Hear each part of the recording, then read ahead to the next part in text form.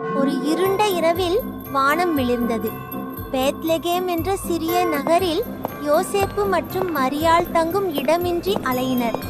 அனைத்து விடுதிகளும் நிரம்பியிருந்ததால் அவர்கள் ஒரு மாடு கழியாறில் தங்கினர். அந்த இரவில் ஒரு அதிசயம் நிகழ்ந்தது. மரியாள் ஒரு ஆண் குழந்தையை பெற்றாள். அவள் அந்த குழந்தையை பழைய துணியால் சுற்றி மாட்டுத் தொட்டிலில் வைத்தாள். அந்த குழந்தைதான் உலகத்தை மாற்ற வரவிருந்த இயேசு. அதே நேரத்தில் வானத்தில் ஒரு பிரகாசமான நட்சத்திரம் தோன்றியது. சில வானவர்கள் மேய்ச்சல் செய்பவர்களுக்கு தோன்றி, உலகத்திற்கு இரட்சகர் பிறந்துள்ளார் என்று அறிவித்தனர்.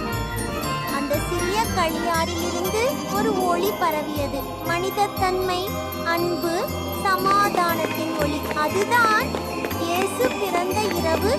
உலகம் புதிய நம்பிக்கையுடன் விழித்தது.